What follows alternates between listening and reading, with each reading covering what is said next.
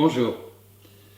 À Bordeaux, je vous ai beaucoup parlé des millésimes 2014, 2012, 2011.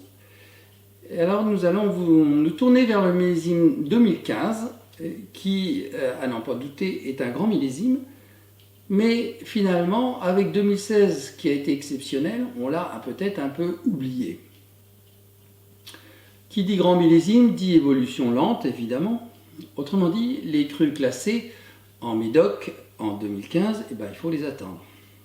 On peut bien sûr les goûter quand même en aérant le vin, en le décantant à l'avance, mais c'est un peu dommage. En 2015, par contre, on peut goûter les crus bourgeois, qui s'ouvrent maintenant et qui donnent une bonne idée du millésime. C'est le cas aujourd'hui avec le château Potensac de la famille Delon.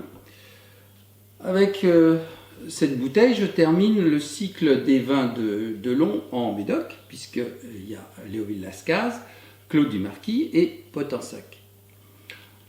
Je vous ai déjà fait allusion à ce vin plus d'une fois.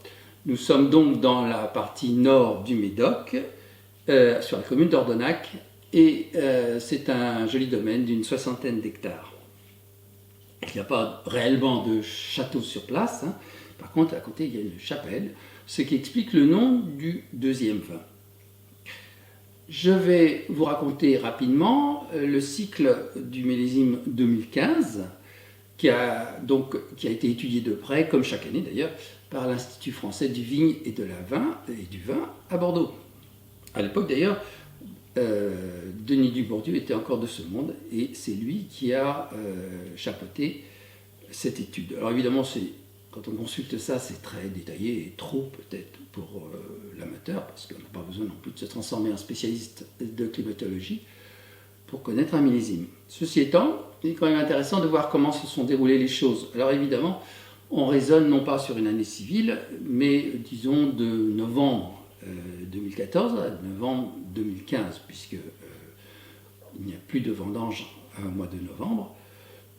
Exceptionnellement dans le Sauternais, où quelques tris très tardifs peuvent empiéter sur novembre. Mais concernant bien sûr les vins rouges, ce n'est pas le cas. Donc commençons par l'automne 2014 avec des pluies abondantes, et ça recharge les nappes phréatiques et c'est très bon pour le printemps et l'été suivant. Parce qu'à ce moment-là, les plantes sont en repos et donc l'eau s'écoule jusqu'aux nappes. Alors que s'il pleut, par exemple, en ce moment, la végétation en profite pour tout consommer et pour pousser encore plus vite. Donc des pluies abondantes en automne, avec ensuite un petit coup d'hiver assez froid sur janvier-février, et puis un débourrement un peu tardif de la vigne. Donc la vigne a pris un léger retard au début du printemps, mais le mois d'avril a été très très chaud et ça a rattrapé donc ce retard. Ensuite, on a encore eu un mois très chaud, c'est juin. Et puis, le début de l'été était quand même assez sec et on a observé un petit blocage de maturité qui a un peu inquiété. Mais finalement, le mois d'août a été très intéressant avec quelques pluies qui ont empêché ce blocage et qui ont permis une maturité harmonieuse, confirmée par un bel automne, frais, ensoleillé, absolument idéal. Bon, il y a eu des nuances quand même, hein, parce que la région bordelaise, elle est grande. Il est bien évident qu'entre le nord du Médoc et le sud des Graves, on peut avoir plus qu'une nuance. Mais dans l'ensemble, 2015 a été une très belle réussite, à la fois d'ailleurs en qualité et en volume, et on peut même généraliser à tout le pays, où on a fait de très bonnes choses. 2016 a succédé après, et donc vous me direz c'est encore mieux. Je suis pour l'instant un peu dans l'attentisme, parce que 2016, ça signe quand même ces millésimes extrêmement solaires avec un inconvénient majeur, c'est le taux d'alcool. Potensac en 2016, c'est plus de 14 degrés, alors que celui-ci est à 13,5 et même dans la fiche technique, on indique un peu moins. Là, je trouve que c'est vraiment un problème et ça va d'ailleurs continuer à l'être. Et le premier cépage à morfler, si on peut dire, c'est les merlots. Donc 2015 aujourd'hui, le vin va bientôt avoir 9 ans, ce qui devrait donner une bouteille très agréable aujourd'hui. Potensac reste évidemment une valeur incontournable du nord du Médoc, et connu bien des amateurs depuis très longtemps, avec un côté très régulier qui est évidemment un atout majeur. Des vins toujours très soyeux, fins, et qui sont vraiment parfois supérieurs à des hauts médocs dans les secteurs un peu rustiques, où les tanins manquent de finesse. Nous allons donc goûter ce Potin sec.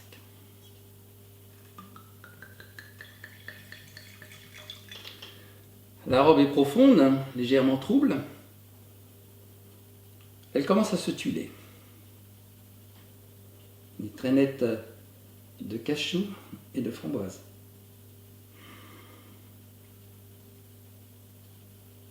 C'est un festival de fruits rouges. Un peu sur la mûre. Hein.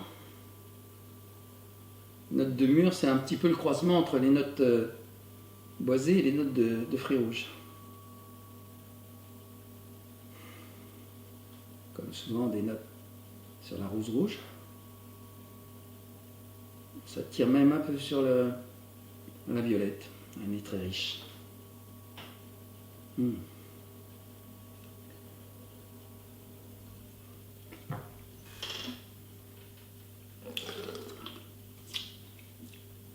Voilà un vin fidèle à sa réputation.